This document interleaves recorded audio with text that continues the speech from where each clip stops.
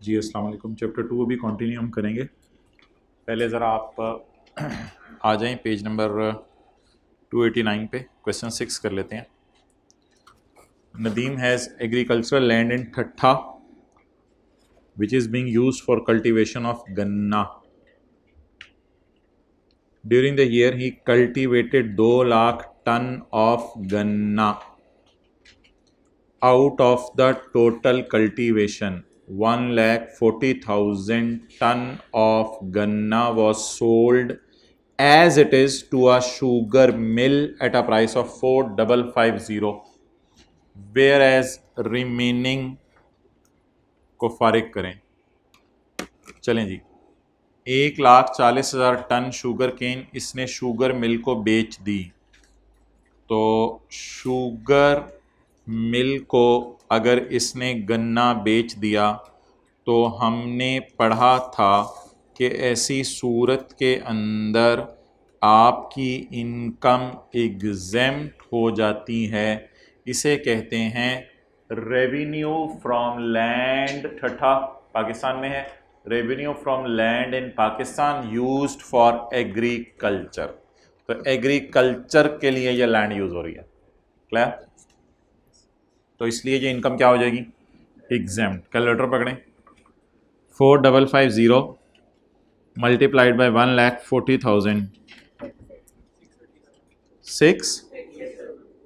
ठीक है, जो भी फिगर निकली है that is your agricultural income that is exempt from tax. इसको हम ऐड करके लेस करेंगे। इसको ऐड करके लेस करेंगे। Whereas remaining quantity was used in his own sugar mill. बकाया क्वांटिटी कितनी बची पहले? बाकी क्वांटिटी 6 लाख नहीं, 60,000। 60,000 ton was use in his own sugar mill. Was use in his own sugar mill का मतलब है, अब गन्ना तो एग्रीकल्चर की चीज़ है, लेकिन गन्ने से शुगर बनाना कोई एग्रीकल्चर की चीज़ नहीं है। तो इसका मतलब है ये एक फैक्ट्री है। तो ये कुछ इस किस्म का सिनेरियो बनेगा। When a person who is cultivator of ganna uses ganna as raw material in his business of selling chini, then business income shall be calculated as follows: sale or fair market value of ganna. The sale of his sugar mill stood at 310 million. उसकी sugar mill की cell किस पे है? 310 million पे। तो cell हो गई 310 million. ये इनकम फ्रॉम बिजनेस है आपकी। अच्छा जी, 310 मिलियन।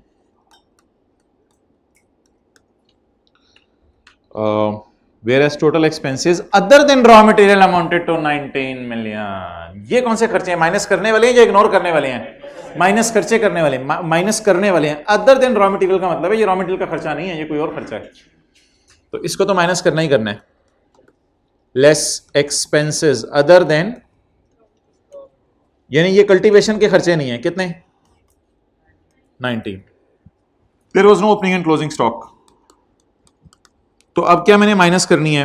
परचेज माइनस करनी है या प्रोड्यूस? प्रोड्यूस की क्या माइनस करनी है बोलें? Fair market value. और अगर एक्चुअल सीड का खर्चा और वो सारा दिया होता तो उसे हम क्या करते? इग्नोर करते। एक्चुअल सीड वगैरह का खर्चा इग्नोर करते, क्योंकि क्या गिवन है? फेयर वैल्यू गिवन है। तो फेयर वैल्यू उठानी है या फिर आपने बीज वगैरह का एक्चुअल खर्चा उठाना है? फेयर वैल्यू उठानी है। बता दें जी कितनी क्वांटिटी है? 60,000 टन मल्टीप्लाइड बाय, अगर बाजार से मैं खरीदता तो कितने की खरीदता? 4,550 की। जवाब बता दें। 273।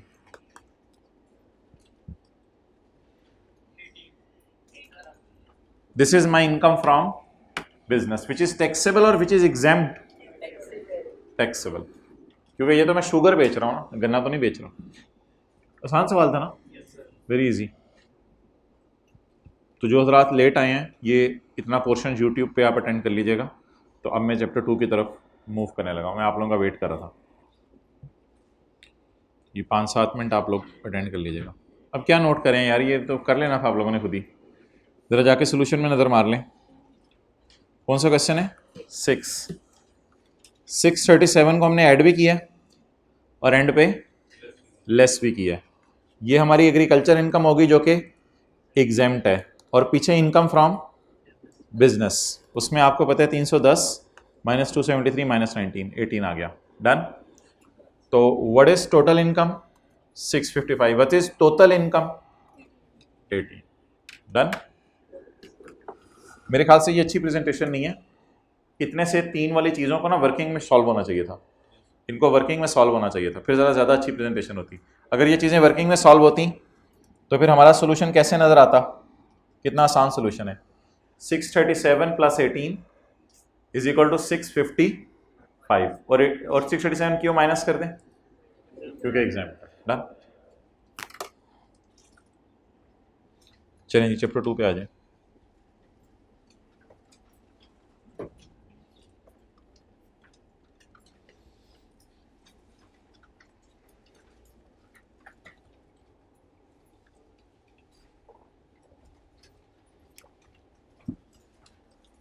ओके अच्छा जी, ऑनलाइन क्लास में तो जो हुई थी आपकी दूसरी क्लास, उसमें तो ये डायग्राम मैंने इसी तरह बनाई थी, लेकिन सुबह जो क्लास हुई थी हमारी उसमें मैंने थोड़ा डायग्राम ऐसे टेढ़ी करके बना दी थी। बहरहाल डायग्राम तो वही है जो दूसरी क्लास में बनाई थी, और ये कुछ चीज़ें हमने नोट की थी वाइट बोर्ड पे। तो हम 5 से 7 मिनट लगाने लगे, और जो पहले 2 पेजेस हमने पढ़े थे सुबह उनको याद करने लगे हैं, क्योंकि पता नहीं याद करने का टाइम आपको घर जाके मिले या ना मिले। तो जो सुबह से हमने पढ़ा हुआ है उसको हम तरह रिवाइज करने लगे हैं। हमारे ये 2 बास्केट्स हैं, जो हजरात लेट आए हैं वो सुबह वाला लेक्चर अटेंड कर लीजिएगा यूट्यूब पे। हमारी 2 बास्केट्स हैं, अभी भी कोशिश करें शायद समझ आ ही जाए चीज़ें। एक बास्केट है उसका नाम है फेडरल कंसोलिडेटेड फंड, दूसरी बास्केट है जिसका नाम है पब्लिक अकाउंट फेडरेशन। तो आपसे सुबह बात हुई थी कि 3 चीज़ें हमारी पहली बास्केट में जाएंगी। अब ज़रा याद करते रहें। All revenues received, all loan raised and all repayments of loan shall be credited to FCF. याद हो गया? याद हो गया। आगे चलें। All other moneys received and any amount received by Supreme Court shall be credited to PF। ये पहला पॉइंट था। दूसरी हेडिंग थी custody, the custody of FCF and PF, study of FCF and PF and payments and withdrawals shall be regulated, shall be regulated। आगे बोलने क्या था, bye act of मजलिस शूरा। मजलिस शूरा होती है पार्लियामेंट, पार्लियामेंट के 2 हाउसेज होते हैं, सेनेट और नेशनल असेंबली। ये पहली बात होगी। अच्छा, और प्रेसिडेंट भी इसमें अपना मशवरा दे सकता है। नेक्स्ट, एनुअल बजट स्टेटमेंट को छोड़ें, FCF की बास्केट में सुराख करेंगे और इसमें से खर्चे होंगे प्रेसिडेंट की तनख्वाह, और इसके बाद जो है वो सुप्रीम कोर्ट के जज की तनख्वाह, चीफ इलेक्शन कमिश्नर की तनख्वाह, चेयरमैन की, सेनेट की, और हाँ वो नहीं ऑडिटर जनरल की, ऑडिटर जनरल की तनख्वाह, इनकी तनख्वाह, फिर इनके ऑफिस के खर्चे, फिर इंटरेस्ट में 4 चीजें, इंटरेस्ट में 4 चीजें या लोन में 4 चीजें। Number 1 debt charges of federal government, इसमें क्या क्या आएगा, including interest, including repayment of principal and other expenses for raising loan and redemption of debt, यानी रीपेमेंट ऑफ डेट। और इस बास्केट में से क्या निकलेगा, amount paid for judgment against Pakistan, अगर पाकिस्तान के खिलाफ फैसला हुआ। तो ये चीजें किस बास्केट से निकाली जाएंगी, FCF से। इनका मुश्किल सा नाम होगा expenditure charged upon FCF bye constitution, इधर ऐड कर लें, bye constitution. Expenditure charged upon FCF bye constitution, यानी मुल्क के लॉ ने यह कहा है, बाय कॉन्स्टिट्यूशन। आपको पेजेस नहीं मिले? अच्छा, नेक्स्ट आगे बढ़ें जी।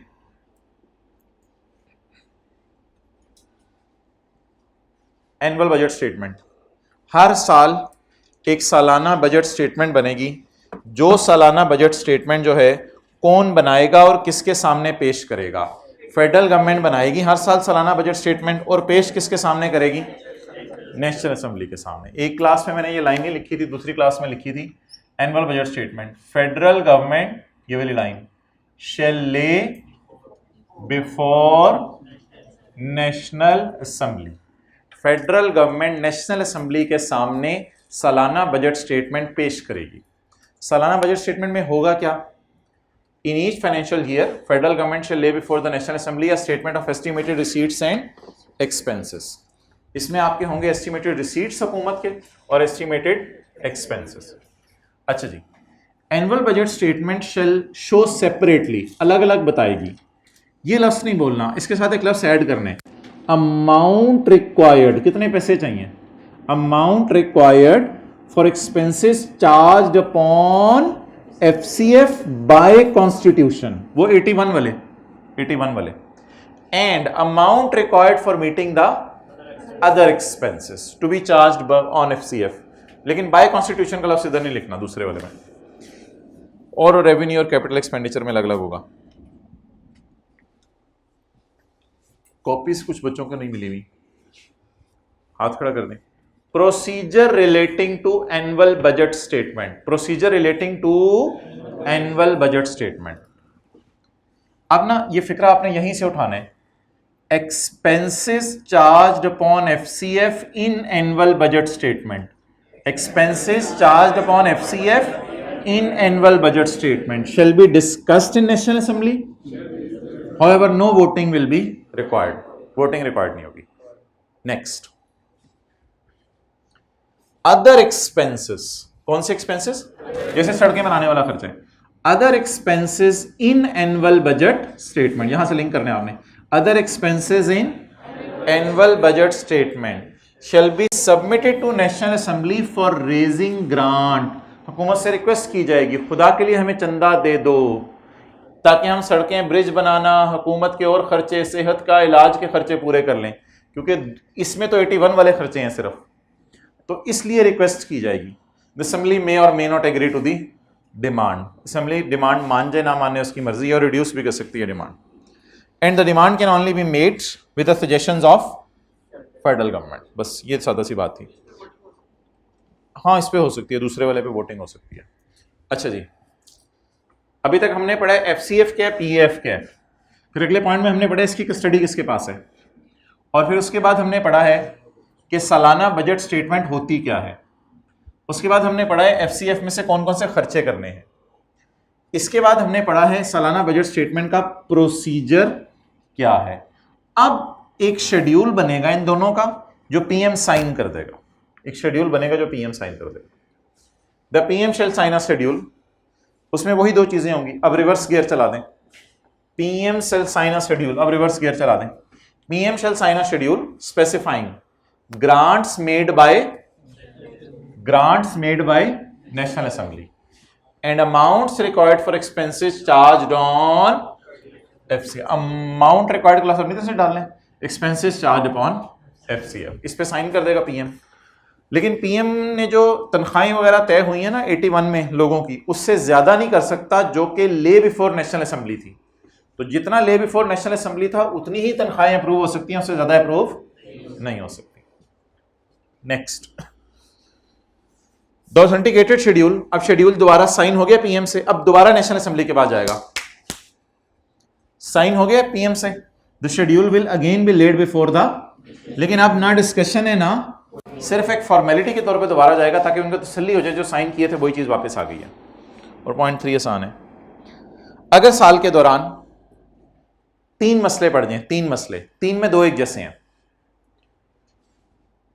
Authorised expense for a service is insufficient, सेहत के लिए पैसा कम पड़ जाए या इलाज के लिए पैसा कम पड़ जाए, the amount spent on any service exceed the amount granted, खर्चा ग्रांट किए हुए पैसों से बढ़ जाए, या कोई नई सर्विस की जरूरत पड़ जाए जैसे जंग लग गई, तो फेडरल गवर्नमेंट से अगेन ले बिफोर द नेशनल असेंबली या सप्लीमेंट्री और एक्सेस बजट। ये तो आसान सी बात थी।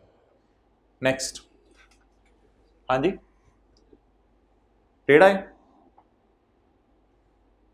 कोई नहीं, ये फील नहीं कर रहे थे, अब फील करेंगे, अब करना पड़ेगा, सीधा कर दो, फिर नहीं बताना होता ऐसी चीजें जी। अगला पॉइंट जी 85,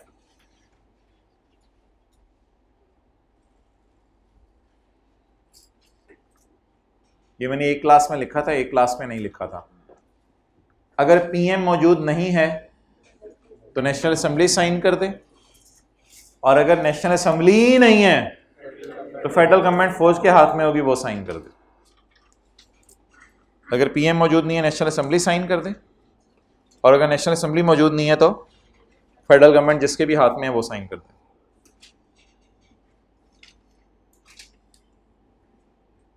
ओके, तो अगर पीएम मौजूद नहीं होगा तो वोटिंग होगी। नेशनल असेंबली में जो लोग बैठे होंगे वो वोटिंग करके साइन करेंगे क्योंकि पीएम मौजूद नहीं है।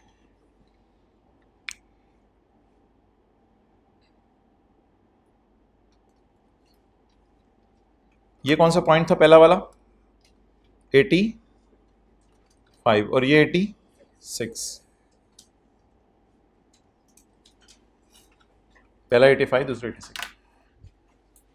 वोट ऑन अकाउंट, शायद पीएम पाकिस्तान में नहीं। The national assembly can make चंदा फॉर द खर्चे for a part of a financial year not exceeding 4 months if the authentication of schedule, ये वाला, if the authentication of schedule is pending due to PM absence.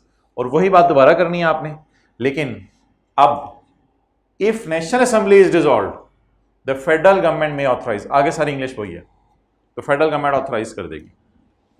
Next, हाँ जी, 86 part में असल में voting नहीं होगी, फौज के हाथ में हुकूमत है, वो जैसे भी डिसाइड कर दें। ओके, इसलिए 85 की हेडिंग वोट्स ऑन अकाउंट से 86 की नेशनल असेंबली डिसॉल्व होगी। 87 कुछ भी नहीं है, आसान सी बात है। सेनेट और नेशनल असेंबली के 2 हाउसेज हैं, सॉरी पार्लियामेंट के 2 हाउसेज हैं, सेनेट और नेशनल असेंबली। इन दफ्तरों में कॉमन नौकरी दी जा सकती है। नौकरियां देगा कौन? मजलिस शूरा। अब मजलिस शूरा तो इदारा, इसने क्या नौकरियां देनी है, तो असल में नौकरियां देगा स्पीकर और चेयरमैन। स्पीकर कहाँ होता है? नेशनल असेंबली में, और चेयरमैन सेनेट में। फाइनेंस कमेटी, इन मुलाजमीन की तनख्वाहें कौन तय करेगा? इन मुलाजमीन की तनख्वाहें नेशनल असेंबली या सेनेट तय करेगा। लेकिन नेशनल असेंबली या सेनेट, अगर ये तो इदारे हैं, इन्होंने क्या तय करनी है, तो ये कमेटी बनाएंगे। उस कमेटी में कौन कौन होगा? स्पीकर और चेयरमैन और मिनिस्टर ऑफ फाइनेंस। ओके मोहतरम, ये जो अगला पोर्शन है ना, ये मैं इंशाल्लाह आपको कल करवाऊंगा। प्रोविंशियल फाइनेंशियल प्रोसीजर्स, ये 2 से 3 मिनट में हो जाना है, लेकिन शर्त ये है कि आप वो करके आएंगे पहले। ये देखना कॉपी पेस्ट है, लेकिन सूबे के लिए बातें नहीं है, as it is copy paste है। कस्टडी सारी चीज़ें कॉपी पेस्ट हैं, तो ये सारा 1.5 सफ़ा फारिग है। ये मैं आपको कल 1 से 2 मिनट में इंशाल्लाह करवा दूंगा। तो फिलहाल आप आज की मेन चीज़ की तरफ आ जाएं, हमारा 1-1.5 सफ़ा जो रह गया। एक बहुत बड़ा मसला सूबों में पैसों की तकसीम, सूबों में पैसों की तकसीम, सबसे बड़ी जंग पाकिस्तान की, सूबों में पैसों की तकसीम। भाई इसके लिए एक कमेटी बनेगी, फॉर्मेशन ऑफ एनएफसी। एक कमेटी बनेगी फॉर्मेशन ऑफ एनएफसी। फिर इसकी कोई ड्यूटीज होंगी। इसकी क्या होंगी? ड्यूटीज होंगी, मैं नोट करने दूंगा आपको। एक कमेटी बनेगी, इसकी कोई ड्यूटीज होंगी। अच्छा, ये सफ़ा मैंने आपको ऑनलाइन में भी अपलोड कर दूंगा। ये सफ़ा मैंने आपको अलग से दे दिया है, जिसके ऊपर कुछ साथ लिखा भी हुआ है, तो वही सफ़ा भी मैं खोल के चल रहा हूं।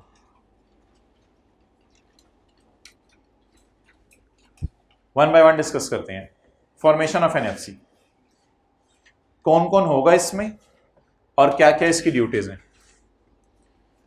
प्रेसिडेंट हर 5 साल बाद एक एनएफसी की कमेटी बनाएगा।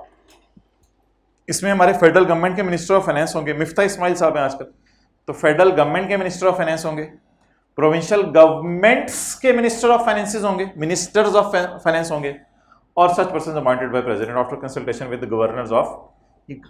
ये ना सूबों में सदर नहीं होता, सूबों में गवर्नर होते हैं, समझ आ रही है बात। और मुल्क का प्रेसिडेंट होता है और सूबों में गवर्नर होते हैं, और मुल्क का वजीर आज़म होता है और सूबों में वजीर आला होते हैं। वजीर आज़म को इंग्लिश में क्या कहते हैं? Prime minister. वजीर आला को चीफ मिनिस्टर, सदर को प्रेसिडेंट, और सूबों में सदर नहीं होता, उसकी जगह क्या होता है? गवर्नर, सूबाई सदर। अच्छा, तो 3 लोग होंगे, कितने जी? Minister of finance of federal government, ministers of finance of provincial governments, and number 3 such persons as appointed by president after mashwara with governors of provinces. NFC का काम क्या है? एनएफसी के भाईजान 3 काम है। एनएफसी के 3 काम है। एक, पहला काम सूबों में पैसे कैसे तकसीम करने हैं, फेडरेशन यानी हुकूमत पाकिस्तान जो इस्लामाबाद में है उसमें, और सूबों में पैसे कैसे तकसीम करने हैं। नंबर 2 बोरोइंग पावर्स, यानी अगर पैसे लेने की जरूरत पड़ी तो बोरोइंग पावर क्या है। आपको पता है अक्सर पाकिस्तान वाले बाहर के मुल्कों में पैसे लेने गए होते हैं, तो कितना बोरो कर सकते हैं पैसा, ये लोग मशवरा देंगे। और तीसरा काम, अगर दौरान साल सूबे को पैसों की जरूरत और पड़ जाए तो फिर चंदा क्या दिया जा सकता है सूबे को या नहीं दिया जा सकता। कितनी ड्यूटीज होगी एनएफसी की? 3 ड्यूटीज होगी। चौथी एक ऐसी उसने लिखी हुई है, it shall be the duty of NFC to make suggestion to the president. President को मशवरा दे दे regarding number 1 distribution of tax receipts, समझ रहे हैं, डिस्ट्रीब्यूशन ऑफ टैक्स रिसीट्स, हमारे टैक्सेस के जो पैसे पड़े हुए हैं, distribution of tax receipts amongst federation, Islamabad में जो है फेडरल गवर्नमेंट, एंड प्रोविंसेस। ये पहला काम हो गया। हुकूमत और सूबों के दरमियान कितने पैसे बांटे जाएं, ये किसकी जिम्मेदारी होगी? एनएफसी की। ये मेन जिम्मेदारी है, बाकी सारी ऐसे ही हैं बस। दूसरा, द मेकिंग ऑफ चंदा by the federal government to the, दौरान साल चंदा मांग सकते हैं फेडरल गवर्नमेंट से, कौन?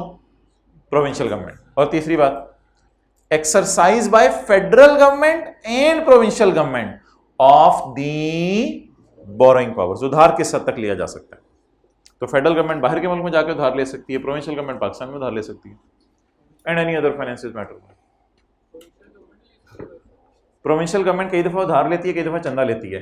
चंदा लेने का मतलब प्रोविंशियल गवर्नमेंट ले सकती है बाहर से, प्रोविंशियल गवर्नमेंट के चंदा लेने का मतलब ये होगा पैसे हमेशा के लिए उसको चले गए, और उधार लेने का मतलब होगा पैसे वापस करने हैं। तो ओवर जी, इसको याद कर लें, हम घर जाके क्या याद करते रहेंगे। What is how the formation of NFC या constitution of NFC? The president shall at intervals not exceeding 5 years shall form an NFC consisting of Minister of Finance of Federal Government, Minister of Finance of such other persons as appointed by President after mashwara of Governor. Next, duties of NFC. The distribution, ये जो 3 लाइनें हैं ना main, distribution of tax receipts, grants in aid, borrowing powers. तो distribution of tax receipts amongst federation and province, and the making of चंदा by home to home, by federal government to, and the exercise by the federal government and the provincial government of the borrowing powers.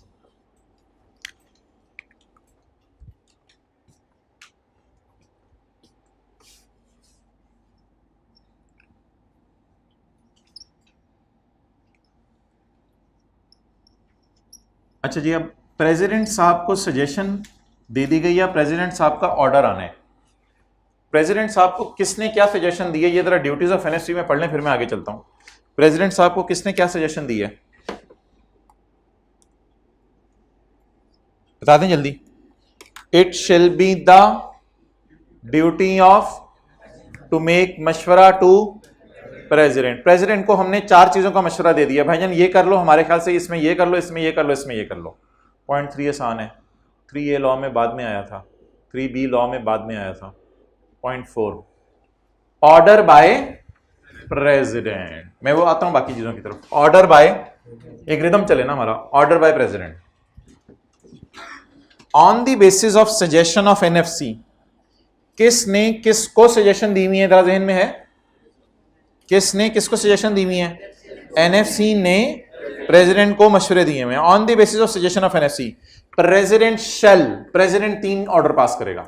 Number 1, पहला तो वही main काम, the share of tax receipts which is to be allocated to each सूबा। और दूसरा काम जो है ये करेगा कि जो भी पैसे तय हो गए वो पैसे डायरेक्ट सूबे की गवर्नमेंट को दिए जाएंगे। और तीसरी बात, ये बीच में कोई बंदा नहीं डाला जाएगा। और तीसरी बात ये कि वो पैसे दोबारा एफसीएफ की बास्केट में डाले नहीं जाएंगे, यानी अगर सूबे को पैसे दे दिए तो दे दिए, बात खत्म। तो अब 3 ऑर्डर बता दें जो प्रेसिडेंट ने पास करने हैं। नंबर 1, एक तो वहीं से उठा लें, वही वाला, the share of tax receipts to be distributed between provinces. पहला ऑर्डर पास करना है, दूसरा तीसरा अपनी तरफ से बनाए, और वो बड़ा आसान सा है। क्या, अब जब पैसा बांटना है तो बांटते हुए क्या करना है, डायरेक्ट सूबे को दे दें, और तीसरी बात वापस ना मांगे। खत्म होगी बात। अब ये डायग्राम ऐसे जहन में रखें, पहले पैसा बांटा जाएगा, डायरेक्ट सूबे को बांटा जाएगा, और तीसरा उससे वापस नहीं मांगा जाएगा। ये किसका ऑर्डर हो गया, ऑर्डर बाय प्रेसिडेंट।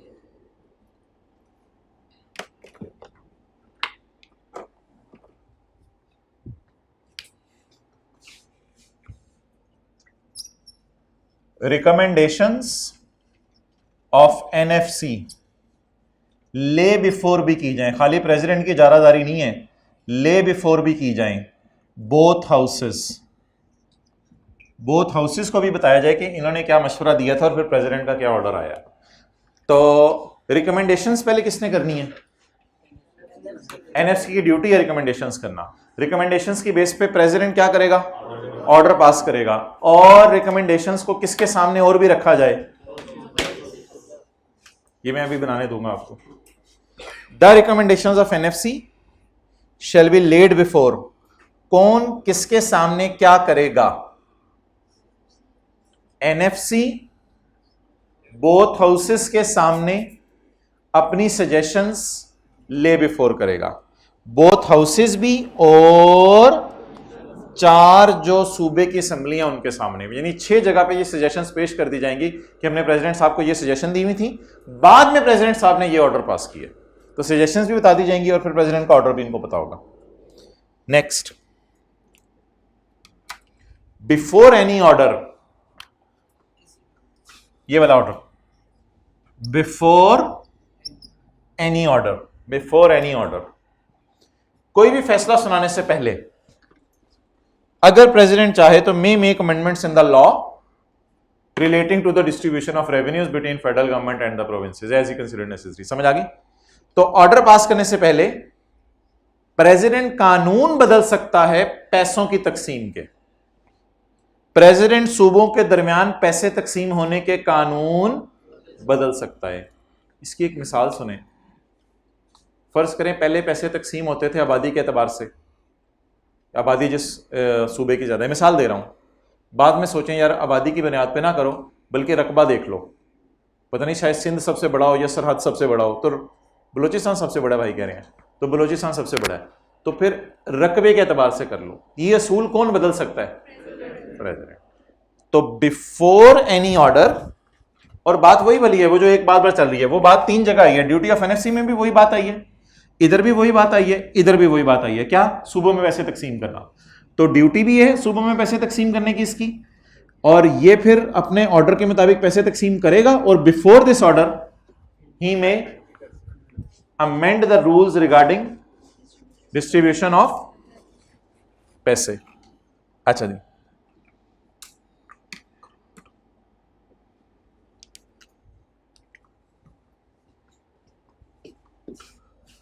एक और इसी से आप खींच लें, दौराने साल अगर ज़रूरत पड़ गई ग्रांट की, चंदे की, तो प्रेसिडेंट साहब के पास आप जाएंगे, वो एक और ऑर्डर पास कर देगा, एन अदर ऑर्डर, यानी इससे हट के एक ऑर्डर है। वो ऑर्डर क्या है, grant in the case of कोई मसला। तो अगर दौराने साल सूबों को पैसों की इजाजत पड़ गई तो वो पहले बात ऊपर भी हो चुकी हुई है, ये देखें ये एनएफसी की ड्यूटीज में शामिल था, ग्रांट इन एड्स, गवर्नमेंट से पैसे मांग सकती है, तो इसका ऑर्डर कौन पास करेगा फिर, प्रेसिडेंट। तो the president may by order make चंदा, हालांकि ऊपर लिखा हुआ है ये बात, ये ड्यूटी किसकी है कि चंदा कितना देना है, ये बताना किसकी ड्यूटी है कि चंदा कितना देना है, और फिर चंदा देने का ऑर्डर किसने पास करना है, the president may by order make chanda to the provinces in need of assistance, मदद की जरूरत में और वो मसले की जरूरत में, and such grant shall be charge upon FCF. और ये चंदा भी किस बास्केट से निकाला जाएगा, आपके सिलेबस में कोई भी चीज पीएफ से नहीं निकाली जाएगी, याद रखिएगा। तो ये पैसे किससे निकाले जाएंगे, एफसीएफ से। तो ये ठीक है, सारी बातें एक रिदम के अंदर मुकम्मल हो गई। मुझे जरा नंबरिंग करवा दें इनकी। ये कौन सा पॉइंट था, 1, ये 2 था, और ये 4 था, और ये लिख लेता हूं ये 5 था और ये 7। अब नोट कर ले, किताब पे अपनी नोट करें। ये कौन सा आर्टिकल है? एक्सेलेंट, 160। ये ना सेक्शंस नहीं है, ये आर्टिकल्स हैं।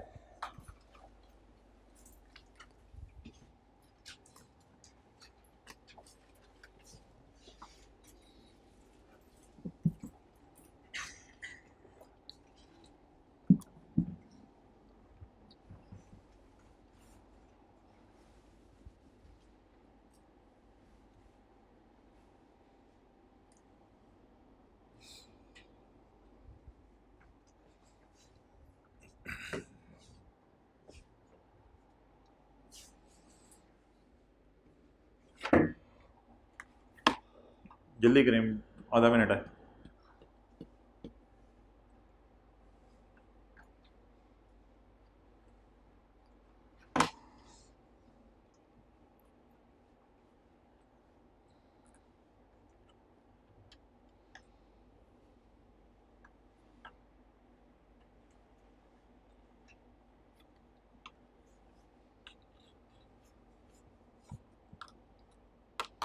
चलें जी, इसको याद करें आप। फॉर्मेशन ऑफ एनएफसी, ये मैंने लिखा है another order, grant in add.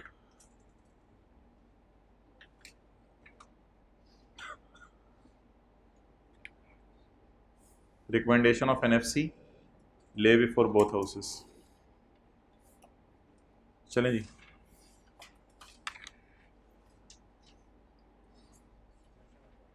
बस कर दें।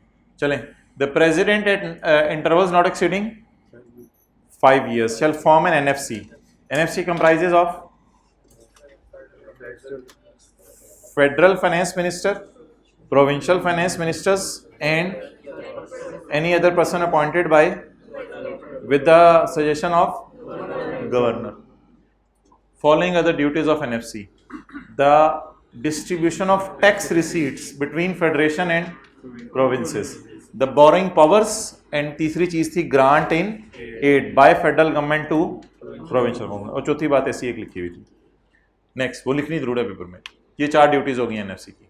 Next, on the basis of suggestion of NFC the president shall pass an order. President एक ऑर्डर पास करेगा, उसमें क्या चीजें होंगी? 3 चीजें होंगी। नंबर 1, वही बात, the tax, the distribution of tax receipts amongst provinces, और पैसा will be directly paid to provinces and will not be taken back, तो नहीं कि प्लस कुछ और लिखा हुआ है, will not again become part of FCF। FCF में दोबारा नहीं इस पैसे को मांग के डाला जाएगा। ये ऑर्डर हो गया, और ये तो एज इट इज लिखना है, ये तो पूरी लाइन लिखी हुई है।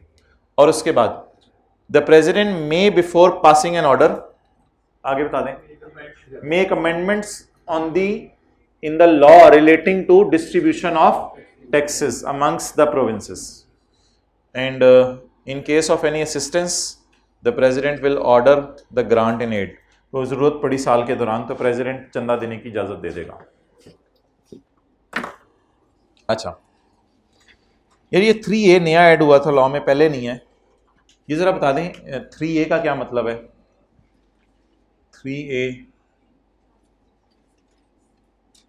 3A नहीं है नोट्स में, होगा पिछले सफे पे।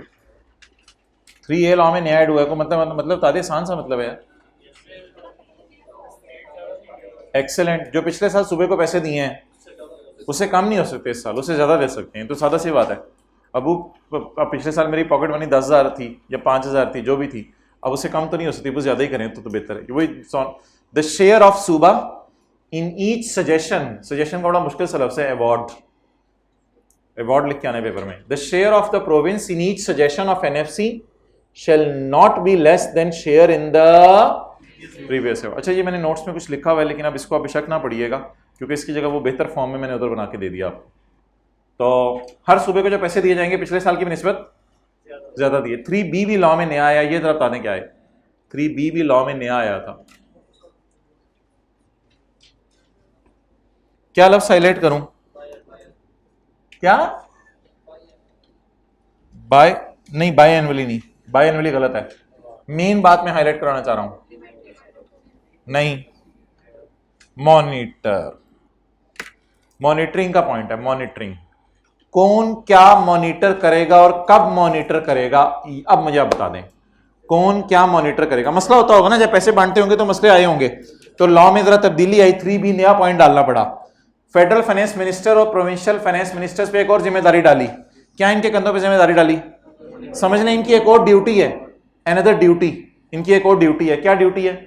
शैल मॉनिटर द इंप्लीमेंटेशन ऑफ पैसे बाई एनुअली, साल में 2 दफा चेक करेंगे कि पैसे मिले भी हैं या नहीं, and lay their reports before both houses of Majlis Shura and provincial assemblies. तो इसको अगर मैं बनाना चाहूं तो अनदर ड्यूटी, अनदर ड्यूटी कौन सा पॉइंट है? लेकिन नॉर्मली ड्यूटीज में आप यही लिख के आइएगा, अनलेस के ये ड्यूटी लग से पूछी उसने, ड्यूटीज में ये पॉइंट ना लिख के आइएगा, ड्यूटीज में नॉर्मली 2 वाले ही लिख के आइएगा, ये 3B है।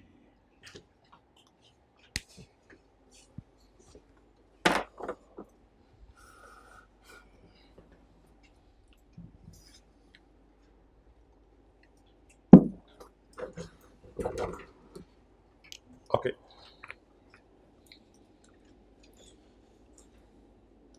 ये क्या लफ्ज़ है? Taxes raised by parliament. Parliament क्या होती है? नेशनल असेंबली और senate. Taxes raised by parliament. Parliament कौन कौन से टैक्सेस रेज कर सकती है? टैक्सेस ऑन इनकम्स, कौन सा टैक्स है ये आजकल? Income tax. Taxes on corporation, मिसालें नहीं लिखनी, टैक्सेस ऑन कॉर्पोरेशन, ये भी इनकम टैक्स है, कॉर्पोरेशन होती है companies. Not included taxes on income consisting, और ये इसको काट दें, इसको काट दें। अच्छा, taxes on income including corporation tax, taxes on sale and purchase of goods, import, export, manufactured, ये कौन सा टैक्स है वैसे? Sales tax. Export duties on cotton, ये पता नहीं कौन सा टैक्स है, हमारे सिलेबस में तो नहीं है। Export duties on cotton and such other export duties as specified by, such duties as specified by president, such taxes as specified by president. Duties, taxes, लफ्ज बदल बदल के बस लिख रहा है। ये कौन टैक्सेस इकट्ठे कर सकता है? मजलिसे शूरा ये टैक्सेस इकट्ठे कर सकती है। The taxes raised under authority of Majlis Shura are as follows. लेकिन ये अल्लाह का शुक्र है बस ओवर हो गया। अब ये कोई आधा पौना सफ़ा है, इसमें से आखिरी 4-5 लाइनें आपने पहले एक दफ़ा पढ़ी हुई हैं और ये कुछ आसान सी बातें हैं, ये पढ़ लेते हैं। 161 बस उर्दू में पढ़ लें क्या लिखा है, फिर इसको याद कर लेते हैं। 161 क्या लिखा हुआ जी? अगर किसी इलाके से गैस निकली और गवर्नमेंट ने वहां पे कोई ड्यूटी लगाई, ड्यूटी से मतलब टैक्स लगाया, या रॉयल्टी, रॉयल्टी होती है कि उस इलाके वालों से आपको पैसे लेते हैं या उस इलाके वालों को पैसे रिसीव करते हैं। इफ़ अगर गैस निकलने पर गवर्नमेंट कोई ड्यूटी लगाए या कोई रॉयल्टी ले तो वो पैसे उस सूबे को देंगे जहां कुआं मौजूद था, जहां कुआं मौजूद था। असल में होता ये है, रॉयल्टी का कॉन्सेप्ट वो सुन लें। आपके इलाके में गैस निकल आती है, आप कुछ गैस जो है वो मिसाल के तौर पे खुद रख लेते हैं और कुछ गैस गवर्नमेंट को दे देते हैं। लेकिन प्रैक्टिकली ऐसा नहीं होता, आप सारी गैस खुद रख लेते हैं और हुकूमत कहती है कि हम आपको गैस निकालने की इजाज़त दे रहे हैं, तो आप कुछ गैस रख लो, बाकी आप हमें क्या दे दो? पैसे दे दो। मिसाल के तौर पे 100 किलो गैस आप रख लो और सारी की सारी बेशक रख लो, उसमें से 20 किलो गैस की हमें क्या दे दो? पैसे दे दो, क्योंकि हम आपको इजाज़त दे रहे हैं गैस निकालने की। क्योंकि आपका ये आर्गूमेंट होता है कि हमारे इलाके से निकली है तो हमारी है, तो गवर्नमेंट ये कहती है नहीं हमें भी थोड़ा बहुत इसके अंदर हिस्सा दो क्योंकि हम आपको इजाज़त दे रहे हैं। तो लेकिन सवाल ये है कि जिस भी सूबे से गैस निकलेगी तो जो हुकूमत पैसे लेगी वो फेडरल गवर्नमेंट को जमा कराएंगे या उस सूबे को जमा कराए जाएंगे? तो वो जवाब मुझे बता दें, उस सूबे को दिए जाएंगे। पैसे, नेट का मतलब होता है, कई दफा आप लेना देना मिक्स कर लेते हैं। The paise of federal excise duty, the paise of royalty shall not form part of FCF। इसको FCF की बास्केट में नहीं डालना। आई रिपीट, जो मैंने हाईलाइट किया कर लें आप। The paise of federal excise duty and the paise of royalty shall not form part of, फिर क्या करें बता दें, फिर क्या करें? And shall be paid to the province where the kuan is located. अच्छा जी, यही बात अब ऑयल के लिए लिखी हुई है। The paise of federal excise duty on oil charge at कुआं shall not form part of FCF and shall be paid to the province where the wellhead is, where the कुआं is located। तो ये ऊपर वाली लाइन याद करेंगे, A B खुद ही याद हो जाएगा। अच्छा मुझे ये बताएं कि ये लोग प्रॉफिट कमाते कैसे हैं? नेट प्रॉफिट क्या होता है आपको पता है? नेट प्रॉफिट क्या होता है? Means revenue from supply of power. ये लोग जो भी चीज़ है, गैस है, बिजली है, कोई भी चीज़ है, बेचते हैं और उसमें से अपने खर्चे क्या करते हैं? माइनस करते हैं। कई दफ़ा कोई गवर्नमेंट को टैक्स देना पड़ता है, कोई ड्यूटीज देनी पड़ती है, कोई लोन लिया उस पर इंटरेस्ट देना पड़ता है, कोई डेप्रिसिएशन खर्चे होते हैं और कोई एसेट्स आपके ऑब्सोलीट हो जाते हैं, पुराने हो जाते हैं, आउटडेटेड हो जाते हैं, तो ये सारे आपके खर्चे हैं। Net profit earned from bulk generation of power. अच्छा ये ना तीन चीज़ें बन गई, एक हो गई नेचुरल गैस, एक हो गया ऑयल और एक हो गया बल्क जनरेशन ऑफ पावर। ये तीन चीजें अलग अलग हो गई। अगर कोई बंदा किसी इलाके में बहुत ज्यादा पानी है और वहां से वो बिजली बना रहा है तो the net profit earn from bijli at a hydroelectric station shall be paid to the province. क्या वो पैसे फेडरल गवर्नमेंट के पास चले जाएंगे या वो भी प्रोविंशियल गवर्नमेंट के पास जाएंगे? प्रोविंशियल गवर्नमेंट के पास जाएंगे। और नेट प्रॉफिट कैसे कमाया जाता है? Revenue less operating expenses. Expenses क्या होते हैं? डेप्रिसिएशन, ड्यूटीज, इंटरेस्ट, ऑब्सोलेसेंस और डिफरेंट चीजें। तो ये इसकी हेडिंग है, natural gas and hydro electric power.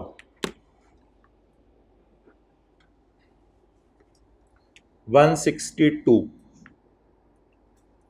तीन काम आपने सदर की इजाजत के बगैर नहीं करने।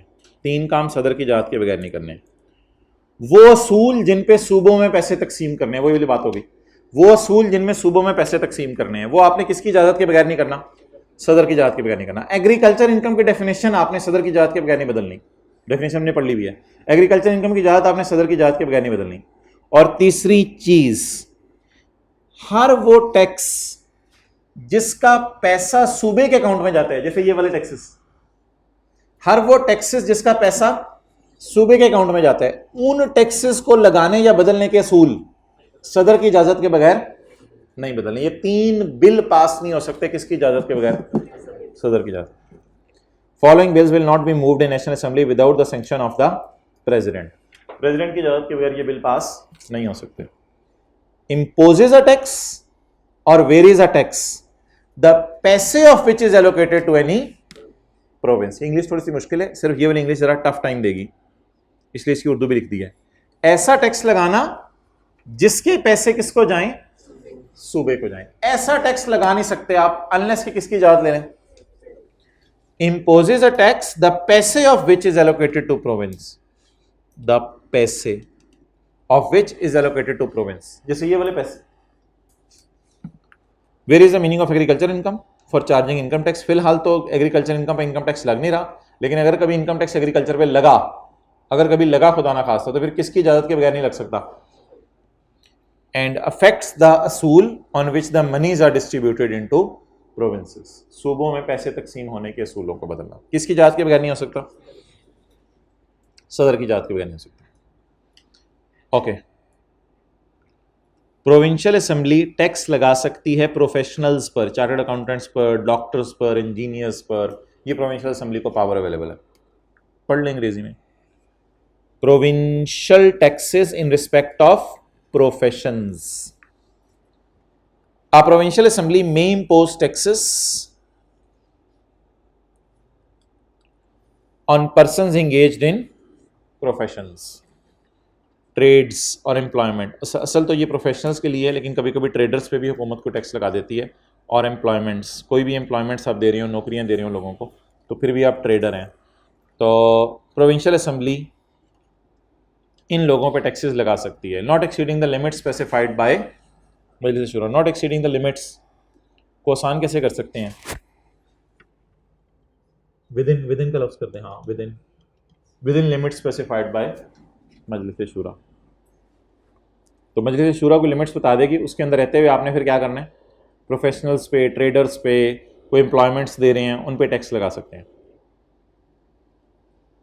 ये ग्रांट तो कंसोलिडेटेड फंड से हमने पहले भी दिया उस पॉइंट में, पता नहीं ये एक आधे नंबर का सवाल आता है पेपर में। द फेडरल गवर्नमेंट और प्रोविंशियल गवर्नमेंट में मेक चंदा फॉर एनी पर्पस, लेकिन ये चंदा असल में सूबे को नहीं दिया जा रहा, ये वो वाला नहीं है जो हमने ऊपर डिस्कस किया है। ये चंदा हो सकता है आम लोगों को किसी भी सूरत में देना पड़ सकता है। तो द फेडरेशन और प्रोविंस में मेक चंदा फॉर एनी पर्पस, किसी भी लोगों को अपने इलाके में चंदा दे सकते हैं। तो अजीब सा लफ्ज़ आएगा grants out of consolidated fund, कोई आधे नंबर का सवाल आ सकता है। अच्छा जी, ये बात हमने उस चैप्टर में पढ़ ली भी है, तो हमारा चैप्टर है कौन सा वाला? नहीं 5 नहीं, चैप्टर 13 के हुकूमत ने अपनी इनकम पे किसी को टैक्स नहीं देना। याद आ रहा है? हुकूमत ने अपनी इनकम पे किसी को टैक्स नहीं देना, ये बात याद आ रही होगी शायद आपको। The federal government is not liable to pay tax on its property या ऑन इट्स इनकम।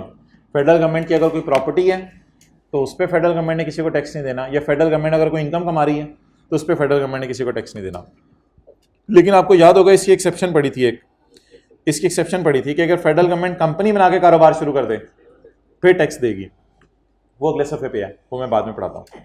तो federal government is not liable to pay tax on its property, या federal government is not liable to pay tax on its income, not liable to pay tax on its property and on its income under any act of provincial assembly. Provincial assembly कोई ऐसा कानून नहीं बना सकती जिसमें वो क्या कहे, फेडरल गवर्नमेंट तुम टैक्स दो, एंड वाइस वर्सा भी है। हाँ, provincial government is not liable to pay any tax on its property या on its under the act of मजलिस शूरा, तो वाइस वर्सा है। ना फेडरेशन सूबों से टैक्स ले सकती है और ना सूबे फेडरेशन से टैक्स ले सकते हैं।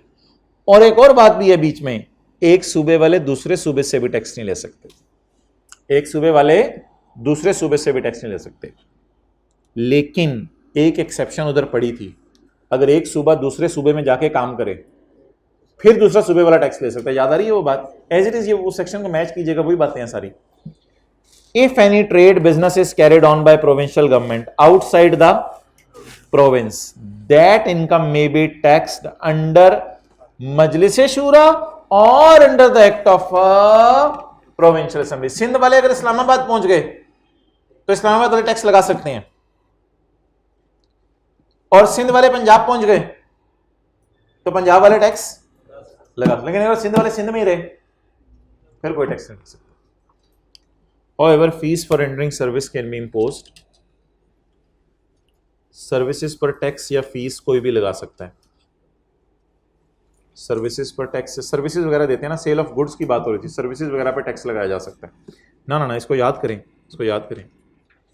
फेडरल गवर्नमेंट अपनी प्रॉपर्टी या इनकम पर सूबे को टैक्स जमा, फेडरल गवर्नमेंट सूबे को टैक्स जमा नहीं कराएगी, पहली बात होगी। वाइस वर्सा, प्रोविंशियल गवर्नमेंट अपनी प्रॉपर्टी या इनकम पर टैक्स नहीं देगी, चाहे कोई कानून पार्लियामेंट ने या किसी और सूबे ने बनाया हो, फिर भी कोई सूबा को इंटरवीन करने की भी कोशिश करे फिर भी नहीं करना।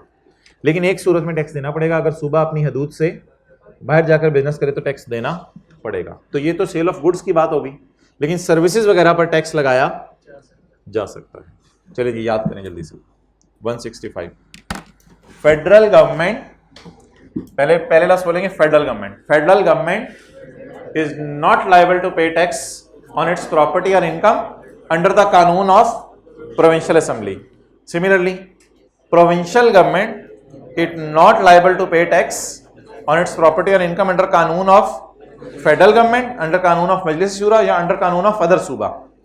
However, if a trade or business is carried on by provincial government outside its province, that income may be taxed under the hukam of Majlis Shura or under the hukam of provincial assembly where business is carried on.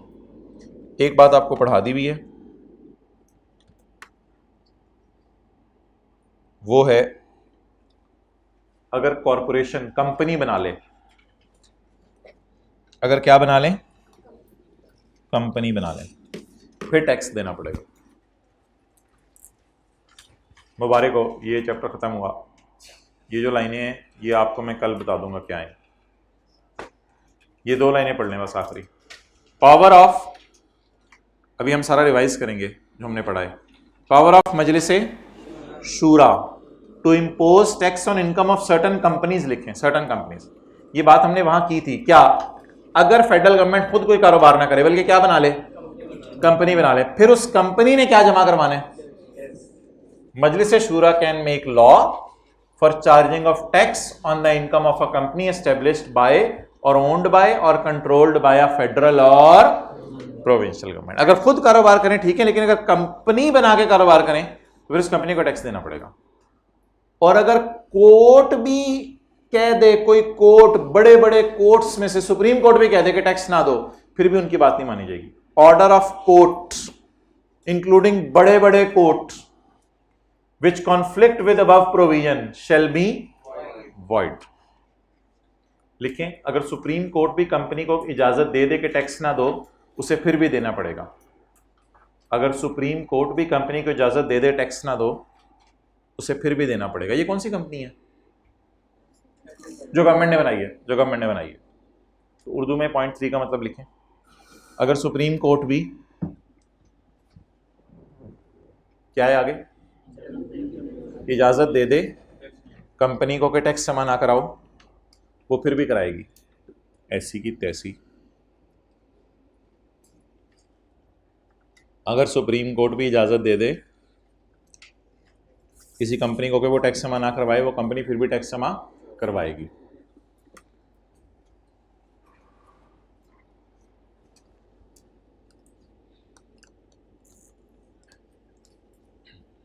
Okay, मैं वहीं से शुरू करूंगा दोबारा जहां से हमने शुरू किया था पहले। एनएफसी,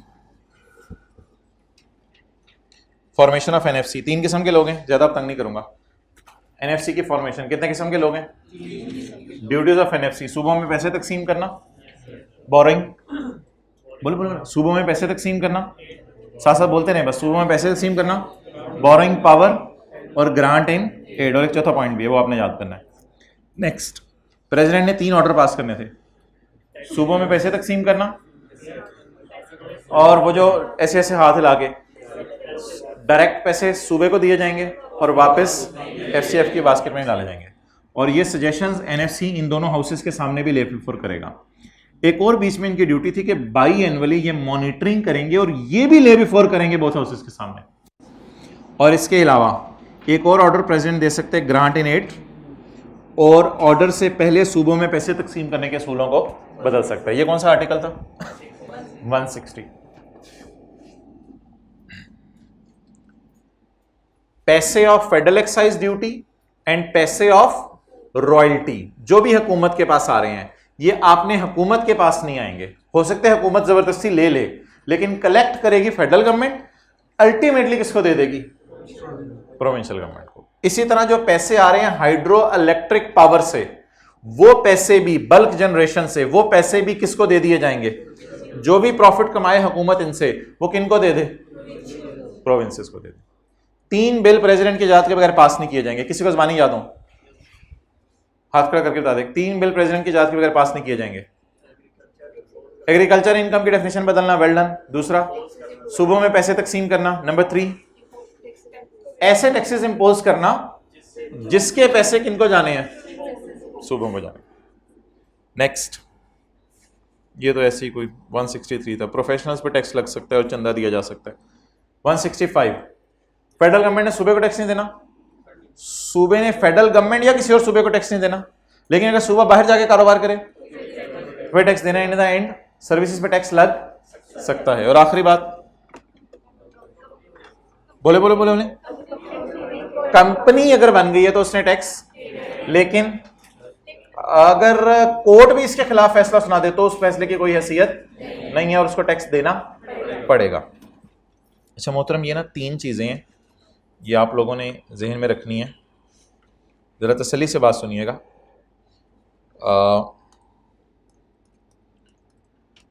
टैक्सेस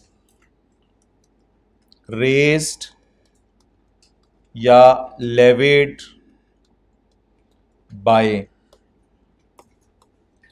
टैक्सेस पार्लियामेंट लगा सकती है ये हमने पढ़ ली है उसमें एनएफसी वाले में। टैक्सेस पार्लियामेंट लगा सकती है, वो जो income tax, sales tax, export duties अभी पढ़ा है। टैक्सेस फेडरल गवर्नमेंट भी लगा सकती है और टैक्सेस प्रोविंशियल गवर्नमेंट भी लगा सकती है। ये 3 सवाल अलग अलग आते हैं पेपर में। पावर्स ऑफ फेडरेशन टू लगा taxes, power of provinces to लगा टैक्सेस। ये कौन सा पेज है? 14।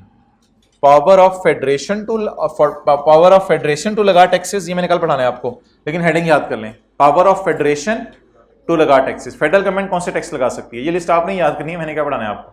पावर ऑफ फेडरेशन टू लगा टैक्सेस और पावर ऑफ सूबे टू लगा taxes. Power of federation to लगा टैक्सेस, पावर ऑफ सूबे टू लगा टैक्सेस। एक और सवाल आते हैं कभी कभी पेपर में,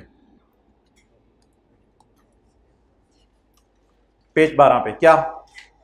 टैक्सेस रेज्ड बाय पार्लियामेंट। तो आप ऐसा करें, आप 3 स्टार लगा लें। टैक्सेस रेज्ड बाय पार्लियामेंट एक चीज हो गई, एक हो गया टैक्सेस रेज्ड बाय फेडरेशन या फेडरल गवर्नमेंट, और एक चीज होगी taxes raised bye provinces. Done. एक पेज 14 पे है और एक पेज नंबर 12 पे है। बिस्मिल्लाहिर्रहमानिर्रहीम। सारे पास पेपर करने हैं इसके, 2 से 3 मिनट लगेंगे। List 6 types of taxes which are covered within the legislative power of सूबे। ये मैंने पढ़ाई नहीं आज, लेकिन सवाल तो बता देना। List 6 types of taxes which are covered within the law of provinces, power of provinces to लगा टैक्सेस। डन। कौन सा हो गया? Page number 14। अटेंटिव रहे तो आसान सा बातें हैं। NFC has the duty to make suggestion to president, इतना तो हमने याद किया होता, ये तूने बता दिया। With regard to finance related matters, you are required to list such suggestions. You are required to list such suggestions. NFC suggestions बताएं उसकी। मेरे ख्याल से ड्यूटीज पूछ रहे हैं, ड्यूटी से पूछ रहे हैं ना। NFC has duty to make suggestion to president with regard to finance related matters. You are required to list such suggestions. Such suggestions बता दें। Page number 12। सजेशंस आ रही होंगी। क्या लफ्ज लिखा हुआ है बोलें? नहीं, ड्यूटीज ऑफ एनएफसी के नीचे देखें ना क्या लिखा हुआ है। It shall be the duty of NFC to make suggestion to president. You are requested to make such suggestions. बताओ 1 2 3 4, तो 162 का 160 का 2, जवाब में क्या देके आएंगे? 160 का 2।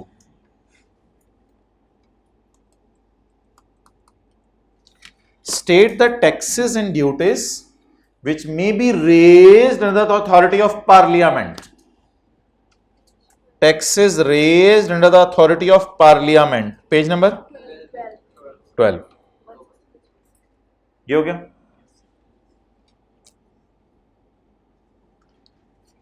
Also state 4 types of taxes which are covered under the scope of legislation of federation and under the scope of legislation of provinces. ये कौन सा है? पेज बोले फूल झड़े, page number 14। Done. List any 5 taxes which can be imposed by parliament. नहीं, which can be imposed by। यार क्या फर्क है फेडरेशन और फेडरल गवर्नमेंट में? कोई फर्क नहीं, सेम चीज। तो कौन सा पेज लिख के आएंगे? पेज 14। सारा नहीं, सिर्फ फेडरल गवर्नमेंट वाला इसमें। State the duties of NFC. History is repeating itself. State the duties of. List the taxes and duties which may be raised under the authority of parliament. अब यही ना याद करते रहिएगा, इन्हीं में से अगली दफा आ जाना है। History is repeating itself again and again. Parliament also lists the various types of taxes which are covered under the scope of legislation of province. तो पेज 14। प्रोविंसेस वाला भी पेज 14 पे है ना, और फेडरेशन और फेडरल गवर्नमेंट वाला भी पेज 14 पे है। Under the provisions of article 164 रह गया। List any 5 types of taxes which can be imposed by federation. History is repeating itself. Which can be imposed by federation as provided in federal legislative list. ये एक मुश्किल सा लफ्ज़ है, मैंने पढ़ाया नहीं था आज अभी, ये इंशाल्लाह कल पढ़ाऊंगा। फेडरल लेजिस्लेटिव लिस्ट, वही वाली बात।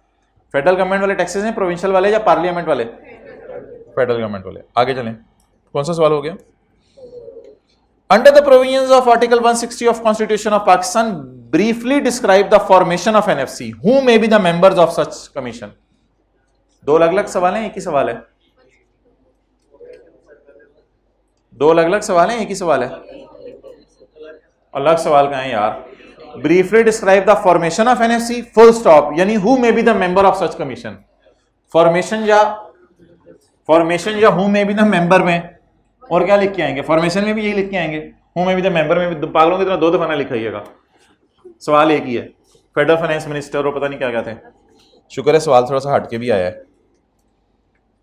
List the taxes which can be imposed by, sorry एक और सवाल भी है ना, question 2। What do you understand by FCF? What do you understand by FCF? Future chartered accountant, what do you understand by? अब ओवर एफिशिएंट बन के PF नहीं लिख के आ जाना, खाली क्या लिख के आने? FCF. Point 1, what do you understand by FCF? I am not asking you regarding PF. If you are over efficient you should be over efficient at your own. अच्छा जी, आगे चलें। एनुमरेट द खर्चे which are charged upon FCF. Enumerate the खर्चे, अब आप कहेंगे enumerate क्या होता है? एनुमरेट द खर्चे which are charged upon FCF. ढूंढे एनुमरेट द खर्चे which are charged upon FCF. कौन सा वाला लिख के आएंगे? ये वो सारे खर्चे, chief election commissioner, chairman, deputy chairman. काफी लंबा है क्योंकि 8 नंबर का ना। एंड इन द एंड अल्लाह करे भी नया सवाल हो, मजा आए पढ़ने का। List the taxes which can be imposed by federal government. ये वाले, ये सर ने पढ़ाया नहीं, यही आ रहा है बार बार। Federal government. Briefly describe the duties of NFC. NFC की ड्यूटीज किधर हैं यार? ऐसे जाते हुए बातें नहीं करनी कि ये सर ने नहीं पढ़ाया। Duties of custom including export duties, duties of excise including salt but not including electronic, taxes on income other than agriculture tax. अब इसमें क्या पढ़ाना है मैंने आपको? Sale, purchase, capital value, mineral oil, natural gas. इसको याद संडे को कर लीजिएगा। Minerals for use in nuclear energy and taxes. इसमें से आप कितने याद करेंगे? क्योंकि आई के भी 4-5 ही मांग रहा है, ज़्यादा नहीं मांग रहा। सारे तो याद कर नहीं सकते, कितने रट्टे मारेंगे? तो ये कोई 4-5 इसमें से याद करने की कोशिश कर लीजिएगा। और टैक्सेस ऑन इनकम्स और टैक्सेस ऑन कॉरपोरेशंस और टैक्सेस का जो लॉ लगा हुआ है उस लॉ का नाम क्या है? Income tax ordinance. अच्छा, आप सीए फाइनल में पढ़ेंगे मिनरल ऑयल पे भी इनकम टैक्स लगता है, नेचुरल गैस पे भी इनकम टैक्स लगता है। Taxes on sale purchase of goods imported, exported, produce, manufactured except sales tax on services, sales tax act 1990 और फेडरल एक्साइज एक्ट और customs act. Taxes on duties and capacity of any plant, पता नहीं क्या क्या, ये भी ये वाले टैक्सेस हैं। और taxes on capital value of assets, ये कोई कैपिटल वैल्यू टैक्स है। और सूबा कौन कौन से टैक्सेस लगा सकते हैं? Sales tax on services, taxes on immovable property, professional tax, tax on luxury houses, tax on registration of luxury vehicles and property tax. ठीक है जी, ओके, अल्लाह। उस एक मिनट, अगले हफ्ते जो टर्म टेस्ट है उसमें तो कहाँ थे हम?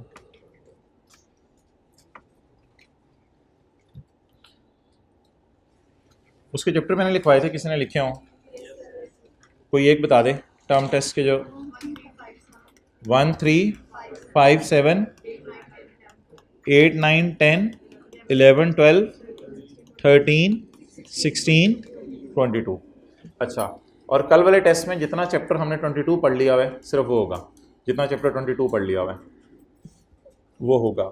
अच्छा, दूसरा एक सवाल है कि पेपर में पता कैसे चलेगा कि कोई इलाका पाकिस्तान के या बाहर के मुल्क है? नहीं, एज्यूम कैसे कर सकते हैं कि बदीन ठट्ठा, एज्यूम कैसे करेंगे कोई इलाका पाकिस्तान के या बाहर का है? नाम से। बदीन ठट्ठा कैसे पता चलेगा पाकिस्तान का या बाहर का है? अच्छा, मैं तो पहले ये कहता होता था कि आप लोग ऐसे कीजिएगा कि बाहर के जो मुल्कों के नाम है ना वो आप लोगों को पता है, मोटे मोटे बाहर के मुल्कों के नाम आपको पता है, तो जो नाम ऐसा अननोन कभी खुदा ना खास्ता आ जाए तो उसको आप पाकिस्तान का ही कोई इलाका समझिएगा, ठीक है। ऑब्वियसली पाकिस्तान बदीन ठट्ठा और पता नहीं हरनाई और पता नहीं क्या क्या इलाके हैं पाकिस्तान में, वो आपको पता ही नहीं। तो ऐसा कोई नाम आ जाए, तो ज़ोब का इलाका एक दफ़ा आया हुआ था, ZHOB लिख के, ज़ोब का इलाका। अच्छा, आपको सारा पता है, आप क्लास के बाद मिलिएगा मेरे से। तो इस तरह के इलाके अगर कभी पेपर में आ जाएं तो इसका मैं तो पहले हाल ये कहता था कि बाहर के मुल्कों के नाम आपको पता हैं, तो ये जो बाकी नाम है बैलेंसिंग वो आप पाकिस्तान के एज्यूम कर लीजिएगा। लेकिन हुआ ये कि एक पेपर में लिखा आ गया घाना। अब वो घाना हालांकि बाहर का है, तो बच्चे समझ आए पाकिस्तान में है वो, क्योंकि उन्होंने कहा घाना हमने सुना नहीं हुआ था, इसलिए बाहर के इलाके हमने पाकिस्तान का समझ लिया। तो मेरे पास तो इसका फिर एक ही हल है कि पाकिस्तान के सारे इलाकों के आप नाम याद नहीं कर सकते। आप एक दिन टाइम निकाल के 250 मुल्कों के नाम पढ़ लें, गूगल पे जाके 250 मुल्कों के नाम पढ़ लें, वहाँ से आपको बाहर के मुल्कों के नाम पता चल जाएंगे। जो बैलेंसिंग हो गए वो फिर पाकिस्तान के इलाके होंगे। मेरे पास तो इसका और भी हल नहीं। अल्लाह हाफिज़, बंद कर दो।